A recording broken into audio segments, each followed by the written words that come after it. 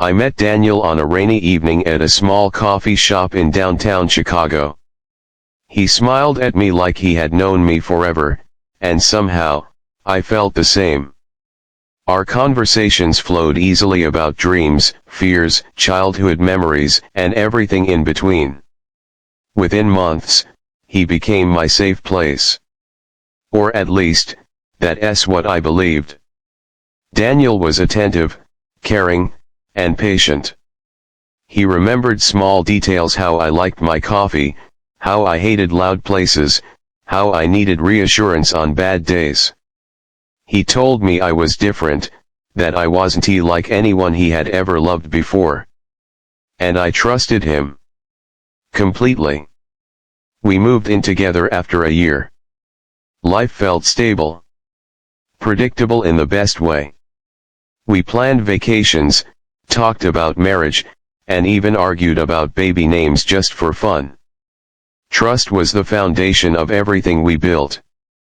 Or so I thought. It started with small changes. Daniel became distant, emotionally unavailable in ways I couldn't explain. He started guarding his phone like it held state secrets. Notifications were silenced. His screen was always facing down. When I asked if something was wrong, he smiled and said, "Just work stress." I wanted to believe him. Love makes you ignore red flags and call them shadows. One night, Daniel fell asleep on the couch. His phone buzzed. Once. Twice. I didn't intend to check it. I never wanted to be that person. But something in my chest tightened, a quiet warning I had ignored for weeks. The message was short. "I miss last night already." My hands shook as I unlocked the phone. There were messages, hundreds of them. Late night texts. Inside jokes I wasn't part of. Photos he had never sent me. Promises he had never made to me. Her name was Lily. She wasn't a mistake. She wasn't just a friend. She was a parallel life. When Daniel woke up and saw my face, he knew. He didn't deny it. He didn't even look surprised. Instead, he sighed like he was tired of pretending. "It didn't mean anything," he said. Those 4 words hurt more than the truth itself. I asked him how long. He said 6 months. 6 months of lies. 6 months of kissing me goodbye in the morning and texting her good night. 6 months of choosing comfort over honesty. I asked why. He said he felt unappreciated.